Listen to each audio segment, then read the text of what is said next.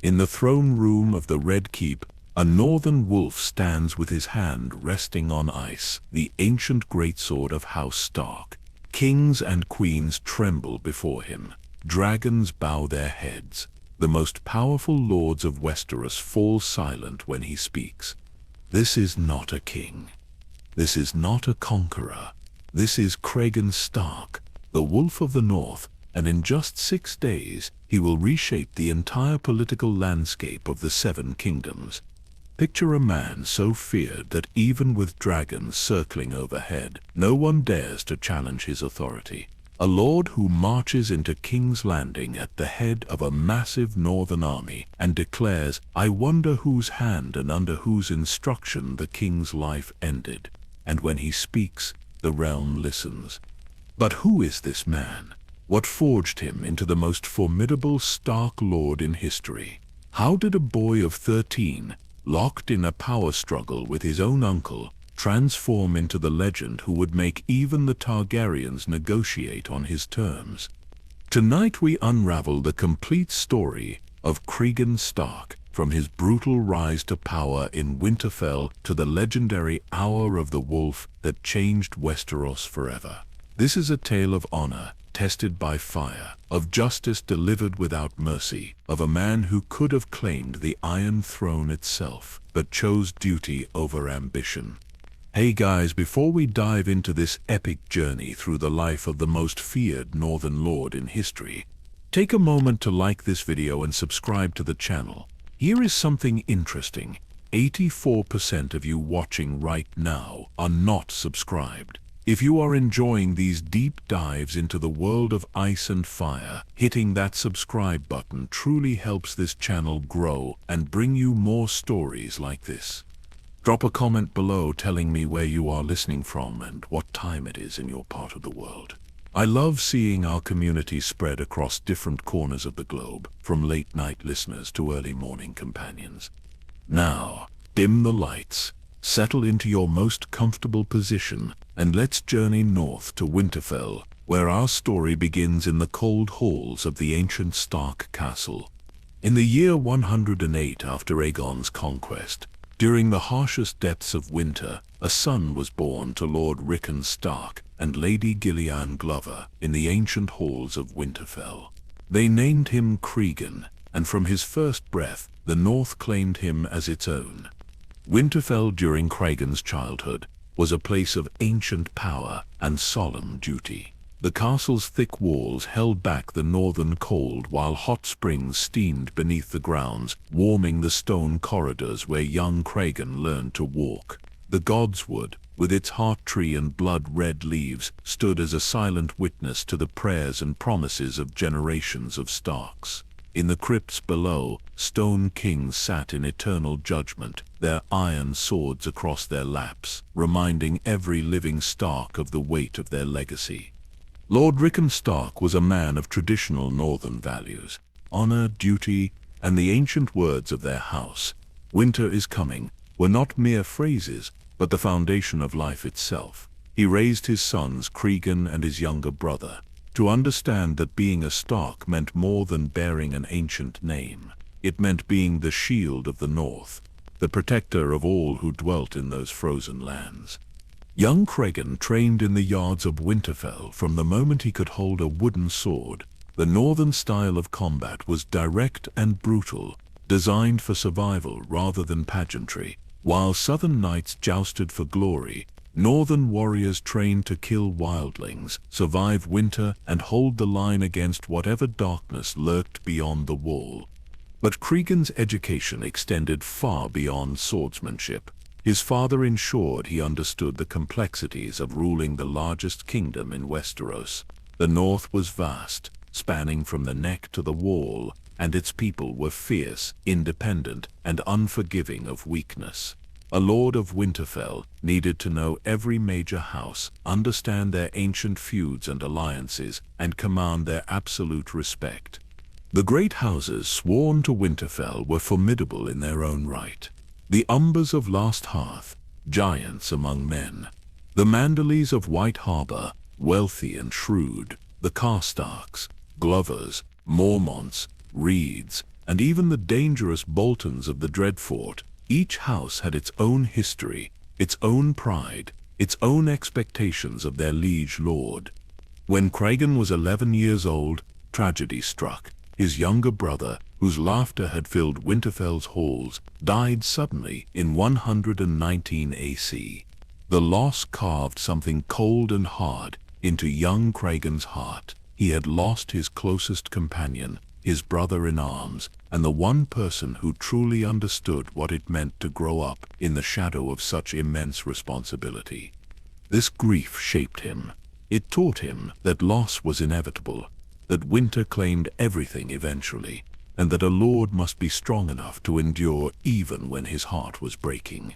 These early lessons in duty, combat, loss, and leadership were forging Cregan Stark into something formidable. But his true test was still to come, and it would arrive far sooner than anyone expected.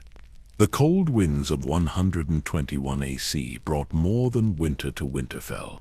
They carried the death of Lord Rickon Stark, leaving his 13-year-old son Cregan to inherit one of the most powerful seats in all of Westeros. But inheriting a title and wielding its power are two entirely different things. Bernard Stark, Rickon's younger brother, stepped forward as regent. On the surface, this seemed perfectly reasonable. The boy was too young to rule. The North needed steady leadership, and who better than the late lord's own brother? Bernard took control with practiced ease, speaking in council, commanding the household guard, dispensing justice in Winterfell's great hall. He promised to guide his young nephew until the boy came of age. At first, young Cregan watched and learned. He sat in on councils, observed how his uncle handled disputes between bannermen, studied the way Bernard navigated the complex web of northern politics. The boy was sharp, far sharper than Bernard had anticipated. Those gray eyes, cold as winter storms, missed nothing. As months turned to years, something became clear to everyone in Winterfell.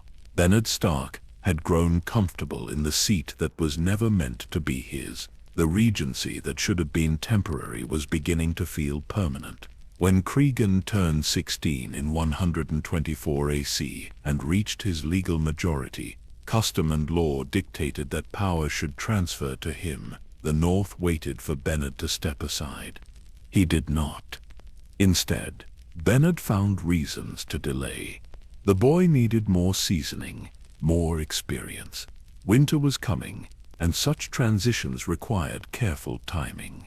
Perhaps another year or two of guidance would serve the young lord well. These excuses might have sounded reasonable to outsiders, but within Winterfell's walls, tension grew thick as morning frost. Cregan began to chafe under restrictions he had once accepted. His uncle made decisions without consulting him, dismissed his suggestions in council, and worst of all, began arranging a marriage between Cregan and one of Bernard's own daughters. The message was clear. Bernard intended to keep power within his immediate line, using his nephew as a puppet lord while he and his children controlled the North. But Bernard had made a critical miscalculation. He had taught Cregan too well. The young lord had spent years watching his uncle's methods, learning the loyalties of every household guard, understanding which bannermen respected the regency and which ones merely tolerated it. Cregan had been building his own network of support among the younger lords, men who believed the time for regency had passed. The confrontation, when it finally came in 126 AC, was not dramatic or violent. There were no swords drawn in the Great Hall, no public shouting match. Cregan simply walked into the hall one morning with a dozen loyal guards at his back and declared his regency over. His voice carried the weight of absolute certainty. The North had one Lord of Winterfell, and his name was Cregan Stark. Bernard had a choice. He could submit or face charges of unlawfully holding power that was not his. Some in the castle expected bloodshed. The North had seen uncles and nephews come to blows before over lesser matters, but Cregan offered something unexpected. Take the Black, join the Night's Watch with honor rather than face imprisonment, or worse. The offer was mercy wrapped in steel. Bernard could refuse, but the outcome would be far uglier. He looked into his nephew's eyes and saw no uncertainty, no hesitation. This was no longer a boy he could manipulate. This was a lord who would do what needed to be done, family or not. Bernard accepted. Along with his 3 sons, he traveled north to Castle Black, joining the Brotherhood in Black, as countless men had done before him, trading ambition for a different kind of service. With his uncle gone, Cregan Stark finally stood as the true Lord of Winterfell at 18 years old. But he knew that establishing his authority required more than simply taking the seat. The North respected strength, but it demanded proof. His first major decision showed the kind of lord he would become. Rather than purge his uncle's supporters or exact revenge on those who had enabled the extended regency, Cregan focused on unity. He called his bannermen to Winterfell, not to threaten them, but to hear their grievances, understand their needs, and demonstrate that the Stark in Winterfell was once again a lord who put the North first. Shortly after consolidating power, Cregan married Lady Arinori, a childhood friend from one of the mountain clans. Their wedding was a northern affair, simple and traditional, held before the heart tree in the Godswood. Araya understood the North, understood duty, and understood the man she was marrying. For a brief time, there was happiness in Winterfell's cold halls, a young lord with a young wife, both ready to build a future together. But the North is cruel to those who dream of happy endings. In 128 AC, Ara went into labor. The Maesters did everything they could, but childbirth in Westeros claims more highborn ladies than any war. Ara Nori died, bringing Cregan's son into the world. The boy survived. Cregan named him Rickon, after the father he barely remembered. The loss transformed Cregan. Whatever softness had existed in him died with Ara. He became harder, colder, more focused on duty than personal happiness. He had a son to raise, a kingdom to rule, and no time for grief. The boy Rickon would grow up knowing his father loved him, but also understanding that being a Stark meant putting the North before everything else, even your own heart. Cregan Stark had learned that lesson in the cruelest way possible, and it would define every decision he made for the rest of his legendary life. With his infant son in the care of wet nurses and maesters, Cregan Stark threw himself into the work of ruling with an intensity that both impressed and intimidated his bannermen. This was not a lord who would govern from a comfortable distance. He would know his kingdom, every corner of it, every house sworn to him, every complaint and concern. Northern lords were accustomed to a certain independence. Winterfell was far away, and historically, the Starks allowed their bannermen significant autonomy as long as taxes were paid and loyalty remained unquestioned. Cregan changed this dynamic. He began traveling extensively throughout the North, visiting castles and holdfasts that had not seen a Stark lord in generations. He rode to Last Hearth and broke bread with the Umbers, those massive warriors who held the lands closest to the Wall. He sailed to Bear Island and discussed trade routes with House Mormont. He traveled deep into the Wolfswood to meet with the mountain clans, those fiercely independent people who answered to no one but a Stark they respected. Each visit served multiple purposes. He was showing his face, demonstrating that Winterfell cared about even its most distant subjects, and quietly assessing the strength and loyalty of every major house. The Wall received particular attention. Unlike many southern lords who viewed the Night's Watch as a dumping ground for criminals and unwanted sons, Cregan understood its crucial importance.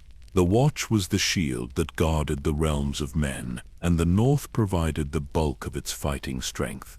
He made regular trips to Castle Black, inspecting their defenses, ensuring they had adequate supplies, and personally overseeing the recruitment of new brothers. There was a tradition in the North, dating back to Torrhen Stark, of sending 1 man in 10 to the Wall at the start of each winter, not as punishment, but as honor. These were volunteers who understood that their service protected their families and homes from whatever lurked beyond. Cregan reinforced this tradition, often accompanying these volunteers himself, emphasizing that taking the black was noble service, not shameful exile. His relationship with the Lord Commanders of the Watch became legendary. They knew that when they sent a raven to Winterfell requesting aid, Cregan Stark would respond. Supplies would arrive, men would be sent. The North's commitment to the Wall was absolute under his rule, and this earned him tremendous respect both among the Watch and throughout the Seven Kingdoms. Back in Winterfell, Cregan's administrative style was notably hands-on. He personally heard petitions from small folk, something many lords delegated to stewards or lesser officials. A farmer with a land dispute, a widow seeking justice for a murdered son, a village elder reporting wildling raids beyond the last river. Cregan heard them all. His judgments were swift, fair and final. There was no appealing a decision once the Lord of Winterfell had spoken.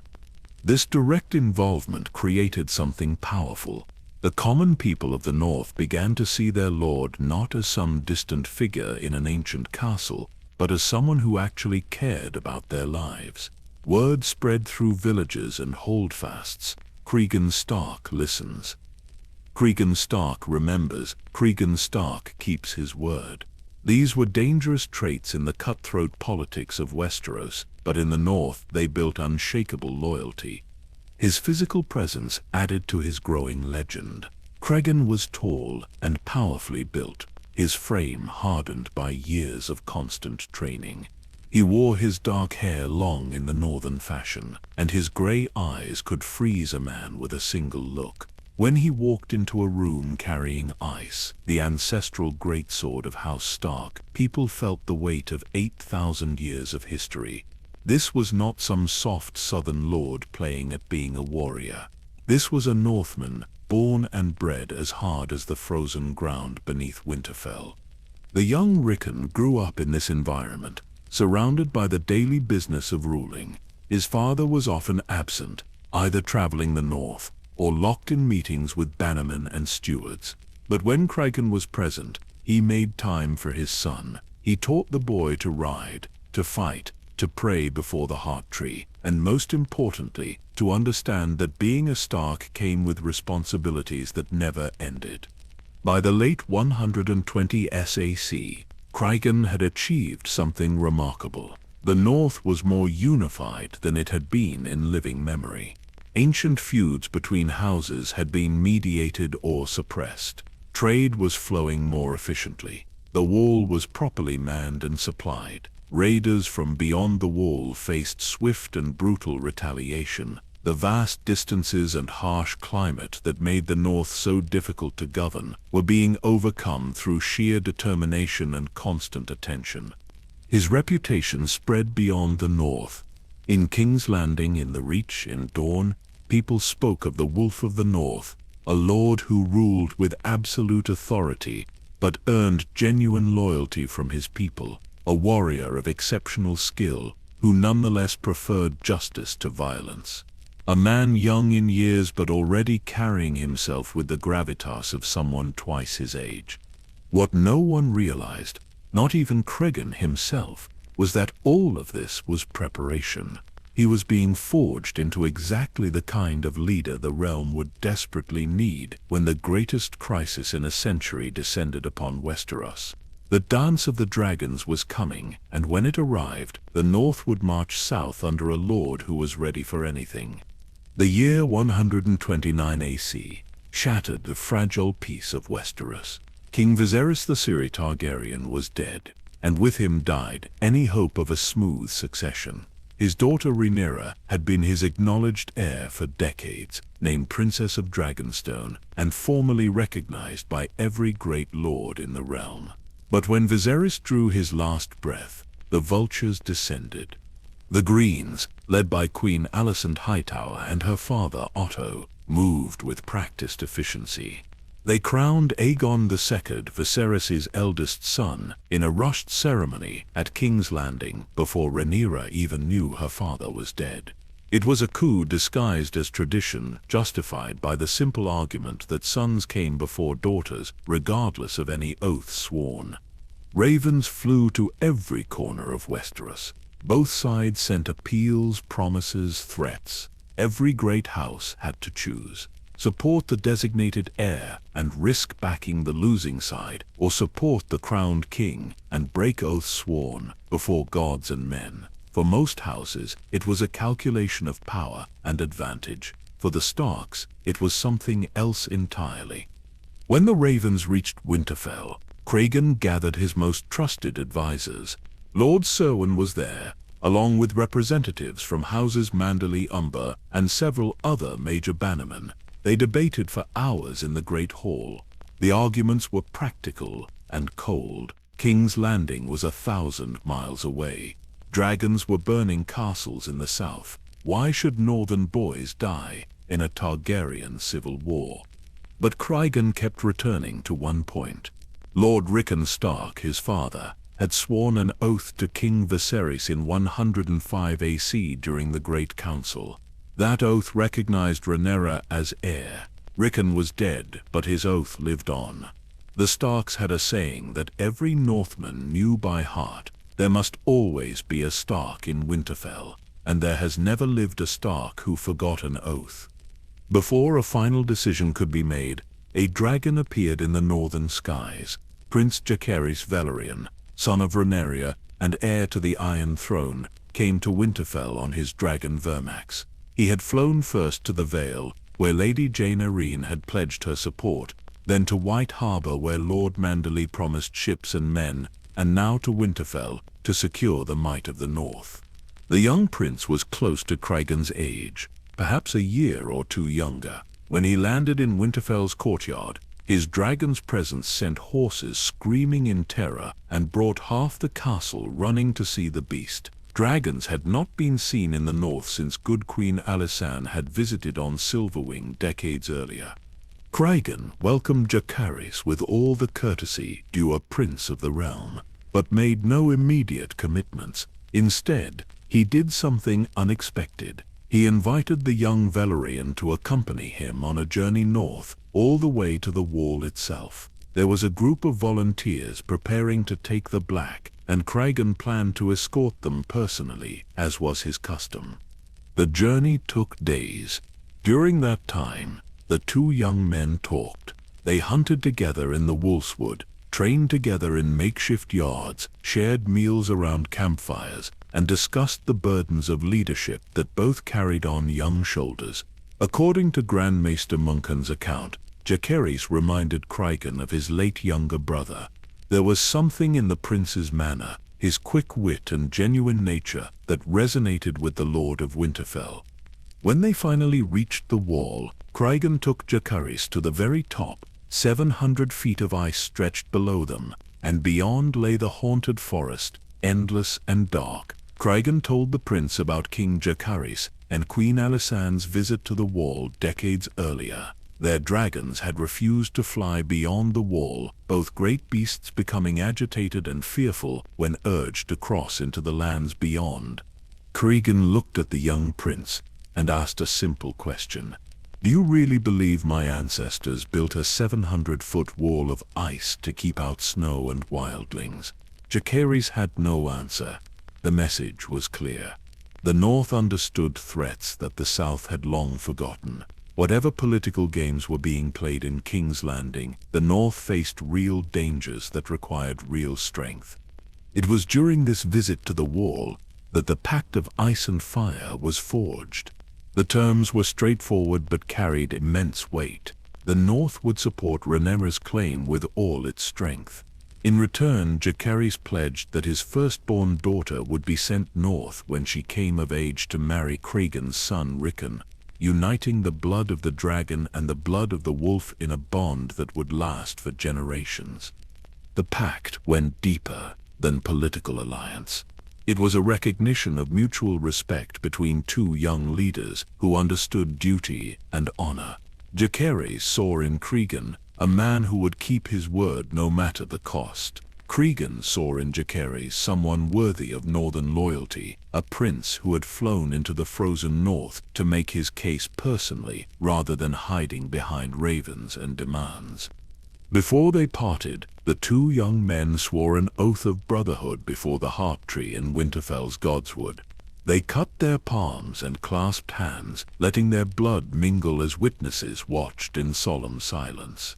From that moment, the North belonged to the Blacks, and nothing would shake that allegiance. But Cregan was a realist. He knew that gathering and marching a northern army took time. Winter was coming, crops needed to be harvested, and moving thousands of men south through the Neck was a logistical nightmare that could not be rushed.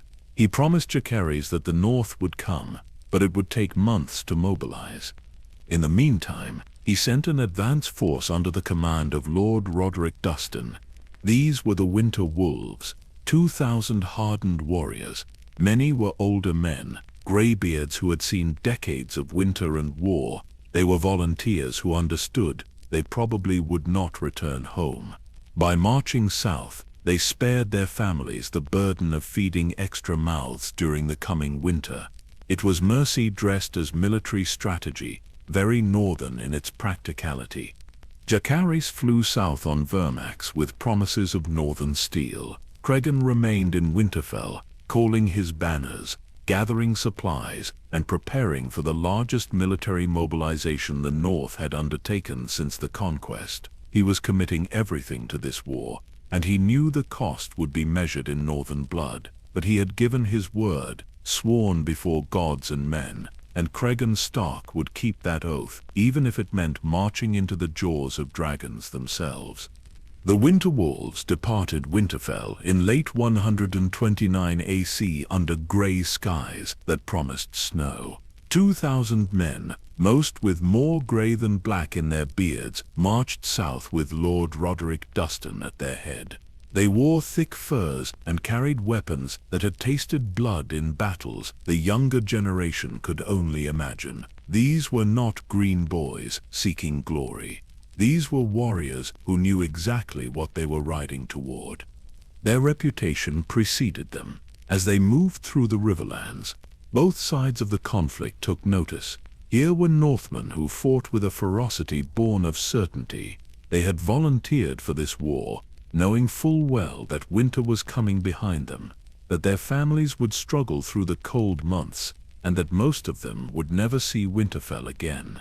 That knowledge made them terrifying.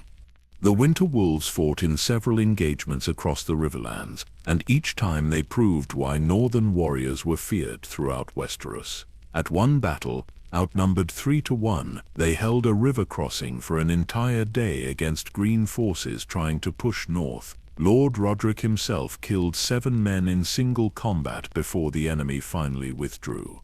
The casualties among the wolves were brutal, but they had bought time for other black forces to regroup and counterattack.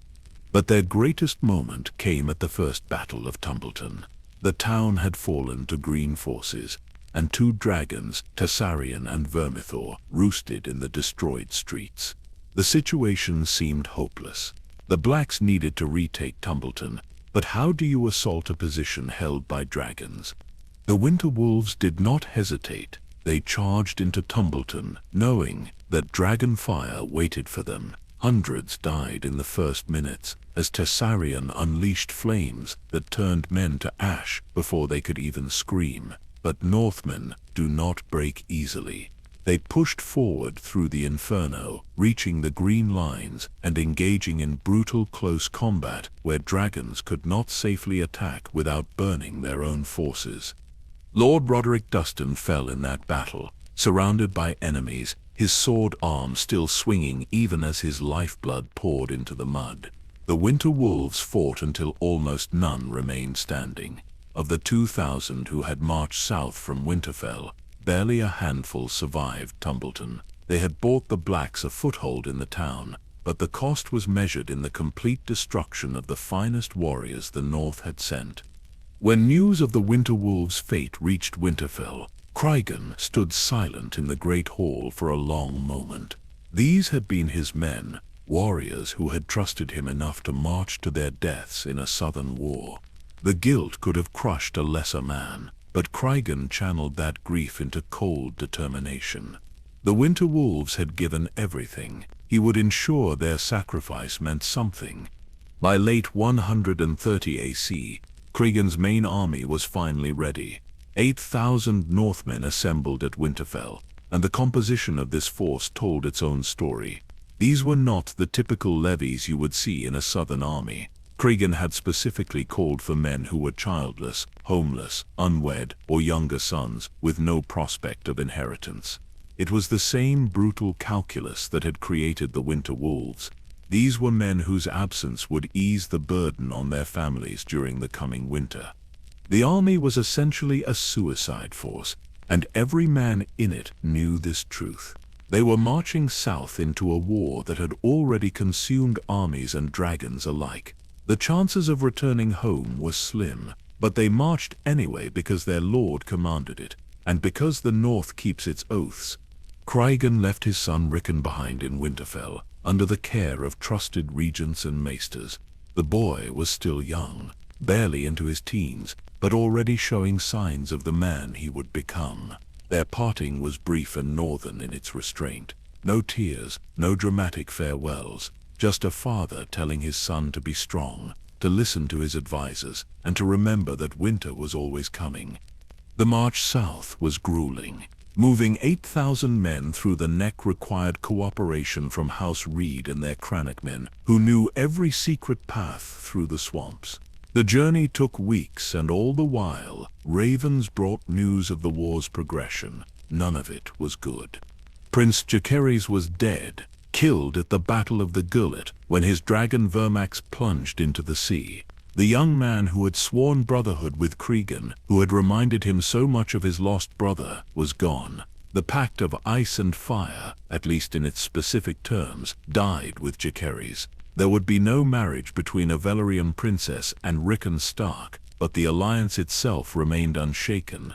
Cregan had not marched south for a marriage pact. He had marched because the Starks kept their word. More news filtered north as the army pushed through the Riverlands. Rhaenyra had taken King's Landing briefly, then been forced to flee. She had died on Dragonstone, fed to her half-brother's dragon while her son watched. The Greens seemed to be winning, but at catastrophic cost. The realm was bleeding from 1,000 wounds, and winter cared nothing for which dragon sat the Iron Throne. By the time Cregan's army approached King's Landing in early 131 AC, the war was effectively over. King Aegon II Targaryen was dead, poisoned by his own supporters, who had finally realized that continuing the fight would destroy everything. The boy King Aegon III, Rhaenyra's surviving son, had been crowned in a desperate attempt to end the bloodshed. Cregan Stark had marched south with 8,000 men, hoping to fight for the cause he believed in. Instead, he arrived at a capital city that stank of smoke and death, ruled by a traumatized child, surrounded by lords and ladies who had betrayed everyone, including themselves. The Blacks had won, if you could call the smoking ruin of House Targaryen a victory. But the war was not over. Not quite, because Cregan Stark had arrived, and he had some very pointed questions about how exactly a king had ended up poisoned in his own castle. The gates of King's Landing opened before the Northern Army, and what Cregan Stark saw inside those walls would have broken a weaker man. The greatest city in Westeros looked like it had been sacked by an enemy army. Buildings stood gutted by fire. Bodies still lay in some streets, uncollected and rotting. The Dragon Pit, that massive structure that had housed the Targaryen dragons for generations, was a ruined shell. The small folk moved like ghosts, traumatized by months of riots, starvation, and the constant threat of dragonfire from above. Cregan rode through the streets at the head of his army, and the citizens of King's Landing had never seen anything quite like the force that now occupied their city. These were not the battered, exhausted soldiers they had grown accustomed to. These were fresh troops, well supplied, disciplined, and following a lord who radiated absolute authority. The Northmen set up camps with military precision, posted guards at every major intersection, and made it immediately clear that the chaos was over. The Red Keep itself was in disarray. Lords and ladies who had spent months plotting and scheming now found themselves facing a very different kind of power. When Cregan Stark walked into the throne room for the first time, the effect was immediate and profound. He was massive, taller than most men in the room, with ice strapped across his back. That great sword was almost as tall as a man, and wrought of Valyrian steel so dark it seemed to drink the light.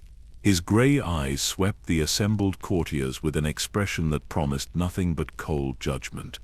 At the center of this political maelstrom sat Aegon III, an 11-year-old boy who had witnessed horrors no child should ever see. He had watched his mother die, devoured by a dragon, while he stood helpless. He had been a hostage, a bargaining chip, a symbol passed between factions like a game piece. The trauma had left him hollow. They called him Aegon the Dragonbane, because under his watch the dragons would die out completely. But right now he was just a broken child wearing a crown far too heavy for him. Cregan knelt before the boy king, but it was perfunctory. Everyone in that room understood the reality. The Lord of Winterfell commanded the only intact military force in the capital. His army was loyal to him personally, not to any political faction. He could do whatever he wanted, and there was no one left with the strength to stop him. The first people to greet Cregan were the remaining Black Lords, chief among them, Corlys Velaryon, the Sea Snake, legendary sailor, and the richest man in Westeros.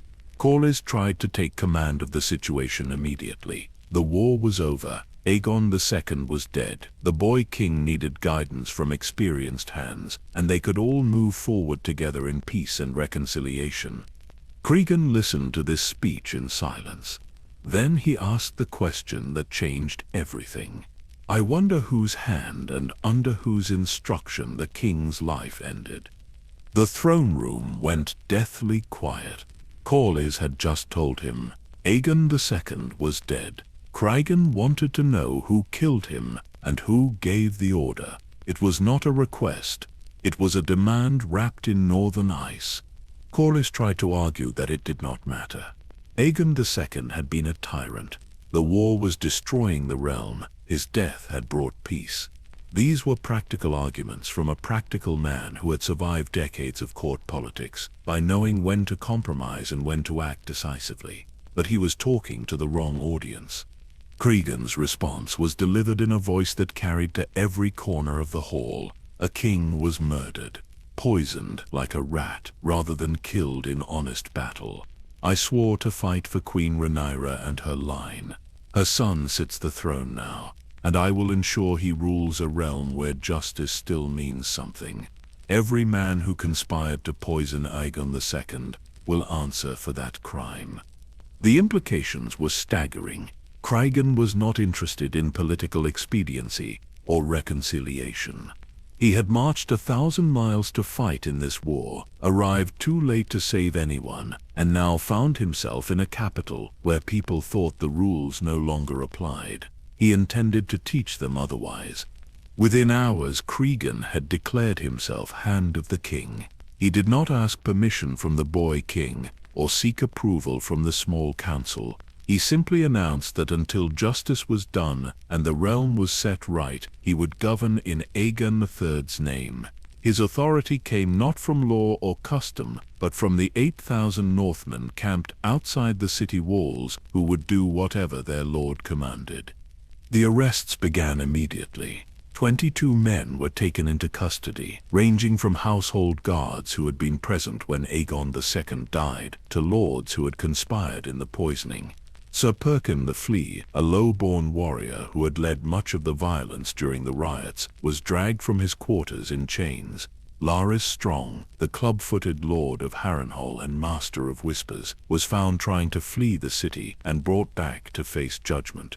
And then Cregan arrested Corlys Velaryon himself, the Sea Snake, hero of a dozen wars, husband to a Targaryen princess, the man who had built the richest house in Westeros from nothing. None of it mattered. Corlys had been Hand of the King when Aegon II was poisoned. At minimum, he had failed to protect his king. At worst, he had been complicit in regicide. The capital erupted in chaos. Southern lords could not believe what they were witnessing. You could not just arrest Corlys Velaryon. His family controlled the royal fleet. His wealth funded half the realm. His connections ran through every major house in Westeros. This was political suicide. Cregan did not care about any of that. He set up court not on the Iron Throne, which belonged to Aegon III, but at its base. From there, he began the work of dispensing justice. His judgments were swift and uncompromising. He listened to evidence, asked pointed questions, and rendered verdicts that could not be appealed. The message was spreading through King's Landing and beyond. The Wolf of the North had arrived, and he intended to hold everyone accountable for their actions during the war. It did not matter if you were highborn or low, if you had fought for green or black, if you had connections or wealth or titles. Justice was coming, and it wore the face of a northern lord who looked at the scheming and backstabbing of southern politics with complete contempt. They began calling this period the Hour of the Wolf. It would last 6 days. In that time, Cregan Stark would reshape the political landscape of Westeros, terrify everyone who had thought themselves untouchable, and demonstrate that sometimes the most dangerous man in the room is the one who actually means what he says. The trials began in the throne room, with Cregan Stark presiding over a process that felt more like northern justice than southern court intrigue. There were no lengthy deliberations, no political maneuvering, no attempts to hide crimes behind noble titles. Each accused man was brought forward, the charges were read, evidence was presented, and judgment was rendered. Sir Perkin the Flea was among the first. This low-born warrior had risen to prominence during the chaos, leading mobs through the streets of King's Landing, dispensing his own brutal form of justice. He had been involved in murders, riots, and the general breakdown of order that had plagued the city for months. When Cregan asked if he had anything to say in his defense, Perkin simply shrugged. He had done what he thought necessary during wartime. Cregan gave him a choice: death by execution, or take the black and serve out his days on the wall. Perkin chose the wall. Many of the accused made the same choice. The Night's Watch would receive a massive influx of new brothers, many of them hardened warriors who would actually strengthen the order. It was mercy of a sort, cold and practical, very northern in its efficiency. But not everyone received that option. Sir Giles Belgrave of the Kingsguard stood before Cregan and heard the charges against him. He had worn the white cloak, sworn to protect the king with his life, and he had outlived his monarch. When offered the chance to take the black, Sir Giles refused. He admitted that Cregan was right. A Kingsguard who outlives his king in such circumstances has failed his most sacred duty. He asked for the headsman's axe and faced his execution with dignity. Cregan respected that. There was honor in accepting the consequences of failure. Larys Strong presented a different problem. The Lord of Harrenhal was brilliant, dangerous, and utterly without scruples. He had served as Master of Whispers under multiple kings, playing every side against each other, surviving through cunning and ruthlessness. Even now, standing accused of conspiracy and murder, he tried to bargain. He had information, connections, secrets that could be useful. He could serve the new regime just as he had served the old ones. Cregan looked at this man who treated honor like a commodity to be bought and sold, and his judgment was immediate. Larys Strong would die. No bargaining, no deals, no last-minute reprieves. The spymaster was dragged to his execution, still trying to negotiate, still convinced that his cleverness would save him. It did not. His head rolled in the Red Keep's courtyard, and with it died the idea that being useful made you untouchable. The trial of Corlys Velaryon was the most controversial. The sea snake was a living legend. At 79 years old, he had survived adventures that would have killed most men twice over. He had sailed to the ends of the world, built a dynasty from nothing, married a Targaryen princess, served as Hand of the King, and commanded the royal fleet in countless battles. Half the lords in Westeros owed him favors or feared his power. None of that impressed Cregan Stark. The charges were read carefully. Corlys had been Hand of the King when Aegon II was poisoned. As Hand, he bore responsibility for the king's safety. Moreover, there was evidence suggesting he had known about the plot and done nothing to stop it. Perhaps he had even encouraged it, seeing Aegon II's death as the quickest path to peace. Corlys defended himself with the brutal logic of necessity. The war was destroying the realm. Aegon II refused to surrender even when defeat was inevitable. Thousands were dying every day. Someone had to make the hard choice to end it. If that meant removing a king who would not see reason, then so be it. He had acted for the good of the Seven Kingdoms. It was a compelling argument, the kind that might have worked in a different court with a different judge. Cregan's response cut through the justification like a sword through silk. You swore an oath to protect your king. You broke that oath. The reasons do not matter. The necessity does not matter. An oath is an oath. The southern lords in attendance were horrified. If Cregan executed Corlys Velaryon, it would destabilize the entire realm. House Velaryon controlled the navy. Their wealth was integrated into a dozen major houses. The political ramifications would be catastrophic. They pleaded for mercy, for pragmatism, for understanding that sometimes survival required flexibility. Then Lady Baelor Targaryen stepped forward. She was young, fierce, a dragon rider who had fought in the war and lost almost everything. She drew her sword in the middle of the throne room, an act that would normally result in immediate execution, and she placed herself between Cregan and Lord Corlys. Her voice rang with authority despite her youth. She offered a bargain: spare Corlys's life, and she would ensure her cousin Aelin Velaryon, Corlys's heir, married Rhaena Targaryen. It was a political alliance that would bind House Velaryon to the surviving Targaryens, ensuring loyalty and stability. Moreover, Baelor suggested that Corlys could take the Black, serving out his days at the wall rather than dying on a headsman's block. It was a moment of genuine courage. Baelor was offering to sacrifice her own political capital and possibly her life to save a man who had made terrible choices. Cregan studied her for a long moment. Here was someone who understood honor, who was willing to risk everything for principle that mattered to him. But there was another element to the resolution. Lady Alysanne Blackwood, known as Black Alley, had been watching the proceedings with intelligent eyes. She was young, beautiful, and from one of the most respected houses in the Riverlands. Her nephew Benjicat Blackwood had fought for the Blacks throughout the war. When she stepped forward and quietly suggested that perhaps mercy could be balanced with other considerations, Cregan listened. The final judgment was pure northern pragmatism, wrapped in political necessity. Corlys Velaryon would take the Black and join the Night's Watch. His crimes would be punished, his oath-breaking acknowledged, but his execution would be avoided.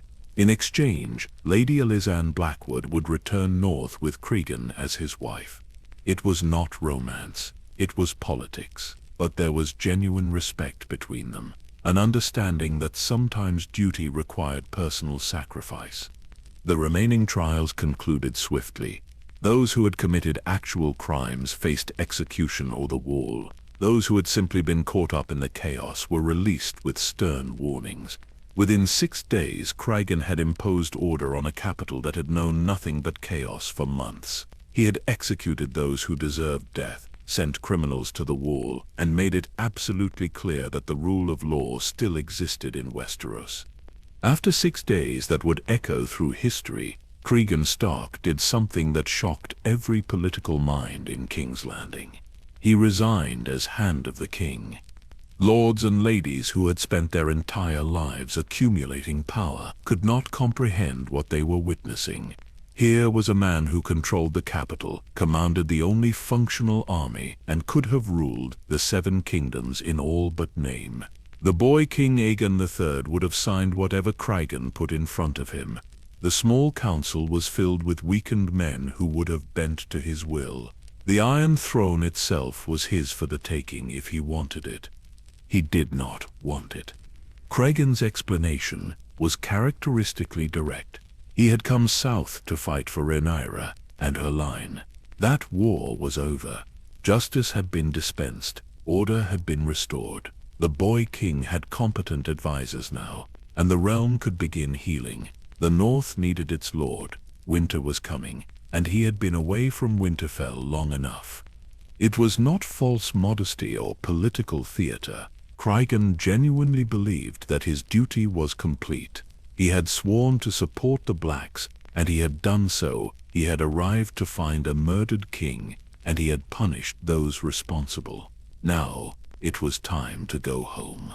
The concept of staying in King's Landing to enjoy the fruits of power never entered his mind. The marriage to Alysanne Blackwood was formalized before he departed. Black Alysanne, as she was known, understood exactly what this union represented. She was not marrying for love, though there was genuine respect between them. She was binding House Blackwood to the North's most powerful house, ensuring her family's place in the new order, while also serving as a bridge between southern and northern interests. The ceremony was held in the Red Keep Sept to satisfy southern customs, though Cregan looked distinctly uncomfortable throughout. He was a man of the old gods, more at home praying before a heart tree than standing in a sept decorated with crystals and incense. Alysanne noticed his discomfort and found it oddly endearing. Here was a man who had terrified the entire capital with 6 days of uncompromising justice, yet he fidgeted during his own wedding ceremony. They departed King's Landing in early 132 AC with a much smaller force than had arrived. Many of the Northmen chose to remain in the south, at least temporarily. Some had taken wives during the war. Others had found opportunities in the devastated Riverlands, where lords needed good men to rebuild, and a significant number had been sent to the wall as part of the mass influx of former prisoners, choosing the Black over execution. The journey north was slower than the march south had been. There was no urgency now, no desperate need to reach a battlefield before the war ended. Cregan and his new wife traveled at a measured pace, stopping frequently to rest the men and horses. During those long days on the road, they began to know each other properly. Alysanne was sharp, educated, and politically astute in ways that complemented Cregan's more direct approach to leadership. She asked intelligent questions about the North, about Winterfell, about the challenges of ruling a kingdom so vast and harsh. She did not pretend to love the cold or claim excitement about leaving behind everything she had known. Instead, she approached her new role with practical determination. Cregan found himself appreciating her honesty. She was not playing a part or trying to be something she was not. When she expressed concern about the northern winters, he did not dismiss her worries or tell her she would adapt. He simply explained what to expect and promised that Winterfell had stood against winter for 8,000 years. It would stand for thousands more. As they crossed into the north, through the swamps of the Neck, even in late spring, the change was palpable. The air grew cooler, the landscape starker, the faces they encountered harder. Alysanne understood that she was entering a different world, one that operated by different rules and valued different qualities. Southern charm and political intrigue mattered less here than strength, loyalty, and the ability to endure. Winterfell's gates opened to receive its lord after more than a year away. The castle erupted in celebration, not the wild southern feasts, but the quieter northern acknowledgement of relief and respect. Cregan Stark had marched south with 8,000 men and returned with far fewer, but he had kept the North's honor intact and demonstrated to the entire realm that northern justice was absolute. His reunion with Rickon was private and brief, as was the Northern way. The boy had grown during his father's absence, no longer a child but not quite a man. He had questions about the war, about King's Landing, about the dragons and the battles, and the famous Hour of the Wolf. Cregan answered honestly, never sugarcoating the violence or the difficult choices he had been forced to make. Introducing Alisanne to Rickon required delicacy. The boy remembered his mother Ara, even though he had been an infant when she died. Having a new Lady of Winterfell was complicated emotionally, but Alisanne handled it with intelligence and sensitivity. She made no attempt to replace Ara's memory or claim a maternal role she had not earned. Instead, she simply offered respect and patience, allowing the relationship to develop naturally. Over the next few years, Alisanne bore Cregan 4 daughters. Sara came first, then Ulysses, followed by Rhea and Mariah. Each birth was a celebration, though Cregan sometimes felt the sting of not having more sons to secure the succession. Rickon remained his only male heir, all his hopes for the future of House Stark resting on one young man's shoulders. But despite this concern, those years between 132 and the late 130 SAC were relatively peaceful for Cregan. He had returned to the work he understood best, ruling the North with firm justice and unwavering dedication. The Great Southern War had touched his life and taken many of his men, but Winterfell endured as it always had. Winter would come eventually, as it always did, and when it arrived, the Starks would be ready. The year 133 AC brought winter early, and brought it hard. The snows began falling on Maiden's Day, unusually early even by northern standards, and they did not stop. Within weeks the roads were impassable. Within months the stockpiled food supplies were being carefully rationed. This was going to be a long, brutal winter, the kind that tested even the hardiest northern families. But winter brought more than cold and snow. It brought sickness. The winter fever, as it came to be called, appeared first in White Harbor. Sailors from the south had carried the disease north, and in the cramped conditions of winter, when people huddled together for warmth, it spread with terrifying speed. The symptoms were brutal: high fevers, racking coughs that brought up blood, weakness that left even strong men bedridden. Many who caught the fever died within days. From White Harbor, the plague spread inland. Barroton was hit next, that large town near Winterfell where merchants and craftsmen had gathered for the winter. The winter town, outside Winterfell's walls, normally bustling with small folk who came for protection during the cold months, became a charnel house. Bodies piled up faster than they could be buried in the frozen ground. The Meisters did what they could, which was precious little. They isolated the sick, burned the bedding of the dead, and administered what medicines they had. But medieval medicine had no answer for epidemic disease. People died by the hundreds, then by the thousands. Entire families were wiped out in days. Cregan ordered Winterfell's gates sealed, except for essential traffic. Food distributions were organized to prevent crowds. The sick were quarantined in separate buildings outside the main castle. These were harsh measures but necessary. If the plague got into Winterfell proper and reached the great families sheltering there, the leadership of the North could be decimated. Despite these precautions, the fever found its way into the castle. Servants sickened and died. 2 of Cregan's household guards succumbed to the disease. Each death felt like a personal failure. These were people who had trusted him to protect them, and he was helpless against an enemy he could not fight with sword or strategy. Alisanne threw herself into managing the crisis with impressive competence.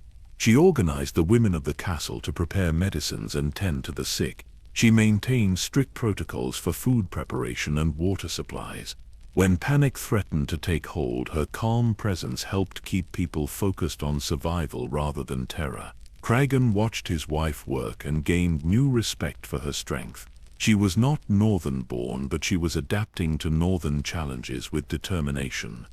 The plague raged through 133 AC and into early 134 AC before finally burning itself out. By the time it ended, the North had lost perhaps a fifth of its population in the hardest-hit areas. White Harbor, the North's only city, was a shadow of its former self. The economic and military impact would be felt for years. The North had sent thousands of men south to fight in the Dance of the Dragons, and now disease had claimed thousands more. The population was dangerously depleted. And the wildlings beyond the wall noticed. They always noticed when the North was weak. For centuries the pattern had repeated itself. During times of plenty and strength, the wildlings stayed beyond the wall or made only small raids. But when winter came hard and the North was struggling, they pressed south in greater numbers, seeking the same things everyone sought during winter: food, shelter, and survival.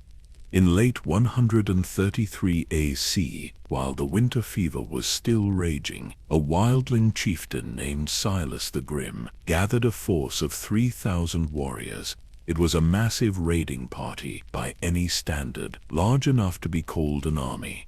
They found a weak point in the wall's defenses at Queensgate, one of the smaller castles along its length, where the Night's Watch garrison had been decimated by disease.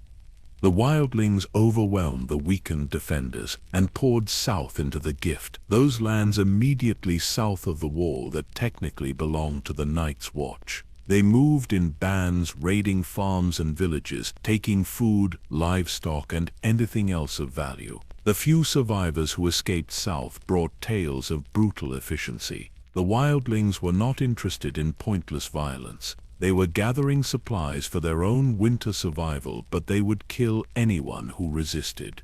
Word reached Winterfell by Raven from Castle Black. The Lord Commander was desperate. His forces were stretched impossibly thin. The winter fever had killed men all along the wall. His remaining rangers were exhausted and outnumbered. He needed help, and he needed it immediately, or the wildling raids would push even further south, possibly reaching the major holdfasts and towns. Cregan read the message in his solar, Alysanne standing beside him. She saw the exhaustion in her husband's face. The North had been hit by war, then plague, and now invasion. They had barely enough healthy men to guard their own castles, and winter was still months from ending. Every strategic calculation said they should consolidate, protect the major holdfasts, and let the Night's Watch handle the wildlings with whatever force they could muster. But Cregan Stark did not rule by strategic calculation alone. The Night's Watch protected the realm, and when they called for aid, the North answered. It was that simple. He sent ravens to every house that could spare men. House Glover from Deepwood Motti answered, sending what warriors they had. The mountain clans, those fiercely independent people who rarely involved themselves in lowland politics, sent their hill fighters. House Nori, his late first wife's family, committed men despite their own struggles. Even 100 rangers from various Night's Watch castles who could be spared joined the force. Cregan led them north personally. At his age, now in his mid-20s, but feeling older after years of constant responsibility and loss, he could have sent a commander. But he had learned long ago that northern men fought better when their lord was beside them, sharing the danger and the hardship. They hunted the wildling bands through the Gift in the dead of winter. It was brutal work. The wildlings knew the terrain and used it effectively, ambushing pursuing forces and melting away into the forests. But Cregan had the advantage of numbers and determination. His forces were defending their homes, fighting on familiar ground, and they had no intention of letting wildlings establish any permanent presence south of the wall. The campaign took weeks. Multiple skirmishes, ambushes, and running battles through snow-covered woods. The Silas the Grim himself was finally cornered and killed, along with most of his remaining warriors. The survivors fled back beyond the wall. Their raid a costly failure, the gift was cleared, and the Night's Watch could return to their castles, knowing the immediate threat had passed. Cregan returned to Winterfell in early 134 AC. The wildling threat neutralized, but his forces depleted and exhausted. The combination of war in the south, the winter fever, and now the wildling invasion had tested the north to its absolute limits. Recovery would take years, possibly a generation. But the immediate crises had been weathered, and now came the long work of rebuilding. The years that followed fell into a rhythm of governance that Cregan had always understood. Settle disputes between bannermen, ensure adequate food supplies were maintained, strengthen the watch, prepare for the next winter. It was unglamorous work, the kind that rarely made it into songs or stories, but it was the foundation of everything. His family grew during these years. Alysanne gave him the 4 daughters, and Cregan loved each of them fiercely. But there was always the quiet concern that Rickon remained his only son. The entire future of House Stark's direct line depended on one young man. If something happened to Rickon before he had sons of his own, the succession would become complicated. That fear became reality in the worst possible way. King Daeron, the first Targaryen, who had ascended to the throne after his father Aegon III, was young, ambitious, and determined to accomplish what his ancestors had failed to do. He would conquer Dorne and bring it into the 7 kingdoms. It was a fool's errand. Dorne had resisted the Targaryens for over a century through cunning guerrilla warfare and sheer determination. But Daeron, who had never known real war, believed he could succeed where others had failed. He called his banners, and houses throughout the realm sent their sons to fight in his southern campaign. The North was still recovering from its recent trials, but honor demanded that when the king called, the North answered. Rickon Stark, now a young man eager to prove himself, marched south at the head of a northern contingent. Cregan watched his son ride away from Winterfell with a feeling of dread he could not shake. He had survived wars and plagues and wildling invasions, but this felt different.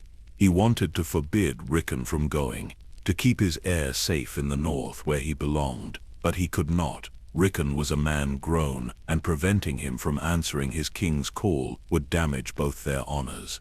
The conquest of Dorne initially seemed successful. Daeron's forces swept through the desert kingdom, capturing castles and accepting surrenders. The young king was crowned in Sunspear, Dorne's capital, and it appeared the conquest was complete. But the Dornish were playing a longer game. They let the conquest happen, then began bleeding the occupying forces through ambushes, poisonings, and guerrilla attacks.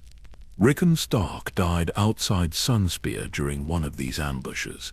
The details that reached Winterfell were sparse and probably sanitized. The northern forces had been patrolling outside the city when they were attacked by Dornish resistance fighters. The battle was brief and brutal. Rickon fell with a spear through his chest, dying quickly according to the reports, though Cregan suspected the detail might have been a kindness from whoever wrote the letter. The news broke something in Cregan that had survived everything else. He had lost his wife Ara in childbirth. He had lost most of the winter wolves in southern battles. He had watched the winter fever claim thousands of his people.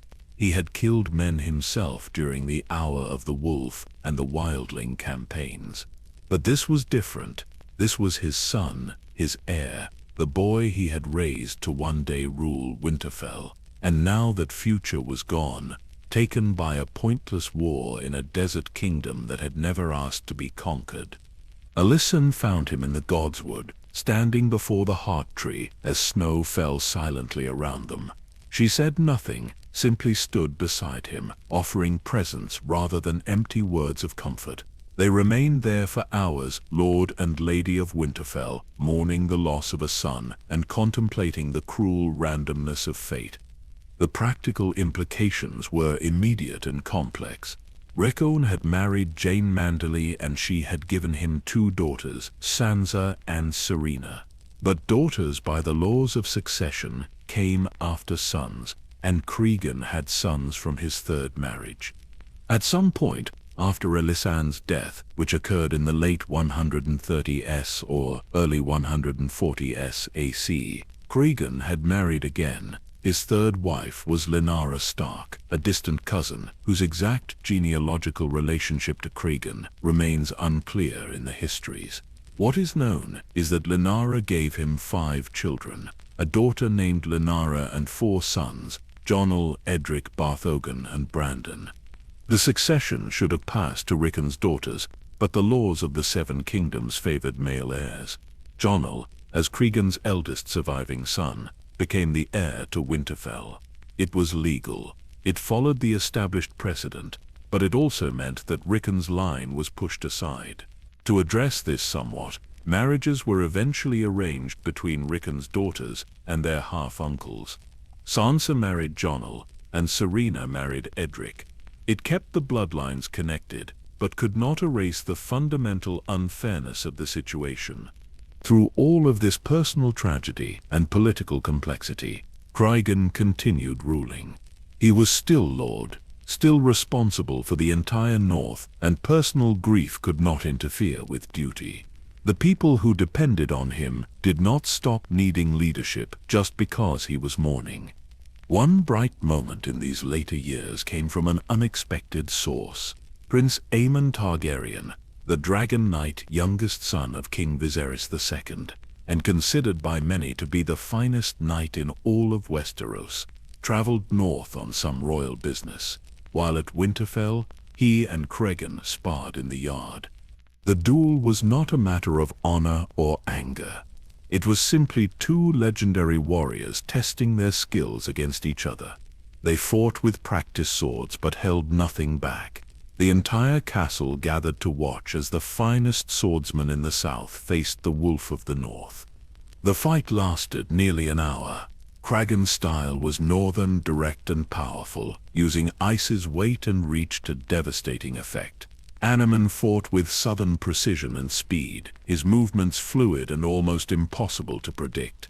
Neither man could gain a decisive advantage. Finally, both stepped back, breathing hard, and acknowledged the stalemate with respectful nods. Later, Aemon told anyone who would listen that he had never faced a finer swordsman, coming from the Dragon Knight. That praise carried immense weight. It was validation from someone who understood combat at the highest level. Cregan, characteristically, said little about the duel, but those who knew him well could see the quiet satisfaction. He had proven that northern steel was the equal of any knight in the realm. The years continued to pass. Cregan aged, his dark hair streaked with gray, then going fully white. His body remained strong, kept fit by years of physical activity and the simple demands of northern life. He became known as the Old Man of the North, not as an insult, but as a title of respect. He had ruled longer than most men lived, surviving wars and plagues and personal tragedies that would have destroyed lesser lords. The exact year of Cregan Stark's death remains uncertain in the histories. What is known is that he lived to a remarkable age, ruling Winterfell for over 3 decades and witnessing the reigns of 5 Targaryen kings. Some records suggest he may have lived into the 190s AC, which would have made him well into his 80s. For a man who had lived such a hard life, who had marched to war, fought wildlings, survived plagues, and carried the weight of the North on his shoulders for so long, such longevity was extraordinary. When death finally came for the Wolf of the North, it was not in battle or through violence. He died in Winterfell, in the castle he had defended and ruled for most of his life, surrounded by family and the ancient stones that had sheltered Starks for 8,000 years. There was a certain rightness to this ending. Cregan had always been a creature of the North, and the North claimed him at the last. The funeral was conducted with full northern honors. His body was prepared in the traditional way, dressed in the gray and white of House Stark. Ice, the great sword he had carried to King's Landing and wielded throughout his life, was cleaned and placed across his chest.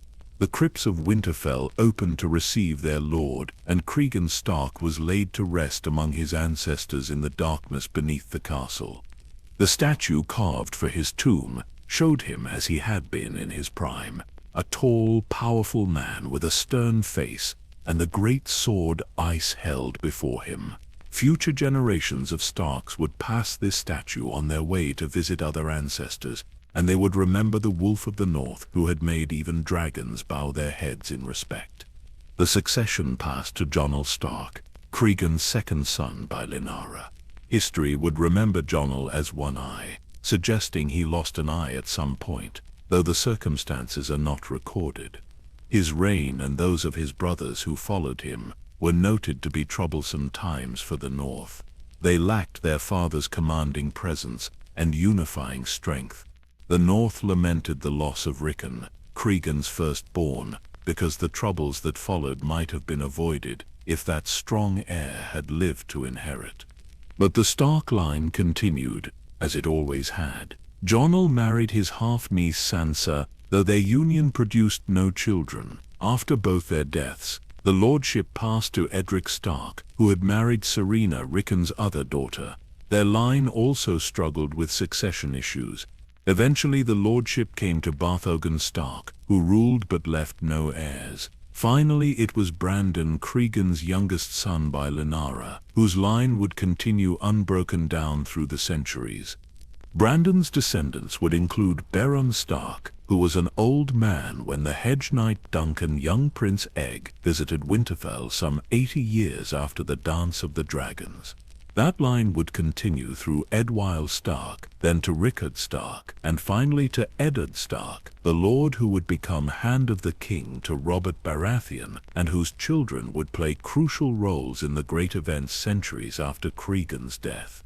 Through Eddard's sister Lyanna, who married Rhaegar Targaryen in secret, Cregan's blood would flow into Jon Snow, the boy who knew nothing but would one day unite the living against the dead.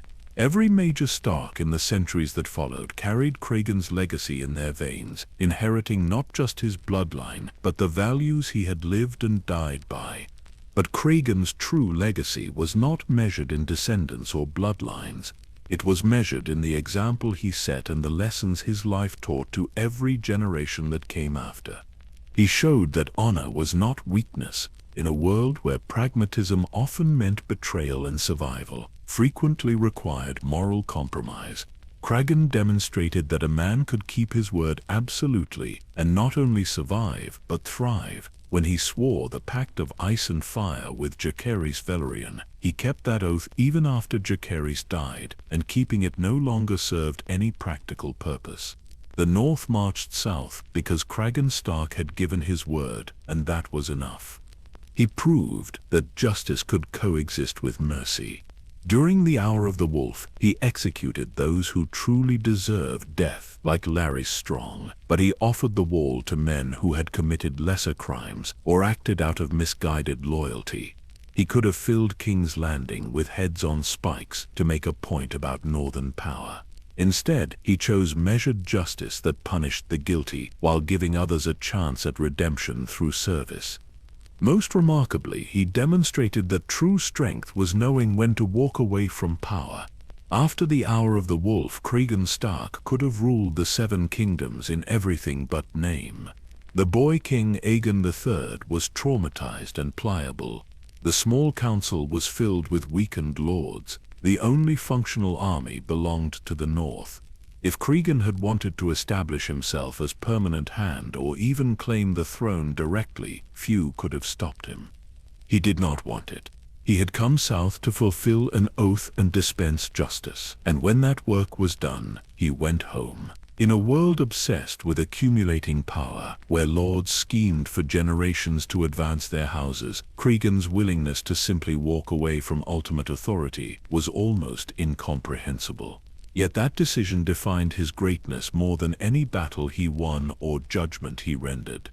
This was why he was feared throughout Westeros, not because of cruelty or violence, though he was capable of both when necessary. He was feared because he was incorruptible. You could not bribe him, threaten him, or manipulate him. His word was iron. his sense of justice absolute, and his commitment to duty unshakable. In a court full of schemers and opportunists, such a man was terrifying because he was completely unpredictable by the normal rules of politics. The North remembered Cregan Stark as the ideal lord, strong, but just, uncompromising, but merciful when appropriate, personally brave, but never reckless with the lives of his people. When future Starks faced difficult decisions, they would ask themselves what Cregan would have done. When the North needed to be rallied to some cause, invoking the memory of the Wolf of the North could unite even the most fractious houses. Centuries later, when Eddard Stark served as hand to King Robert and found himself surrounded by Southern politics he did not understand or respect, he was essentially reliving his ancestors' experience. The same values, the same commitment to honor over expediency, the same difficulty in a world where everyone else treated oaths as suggestions rather than sacred bonds. Ned's tragedy was that he lived in a more cynical age, but his greatness came from the same source as Cregan's had, that absolute refusal to compromise on fundamental principles. The greatest lords are not always the ones who win the most battles or accumulate the most power. Sometimes they are the ones who understand what power is for, who wield authority as a responsibility rather than a privilege, who serve their people rather than expecting to be served.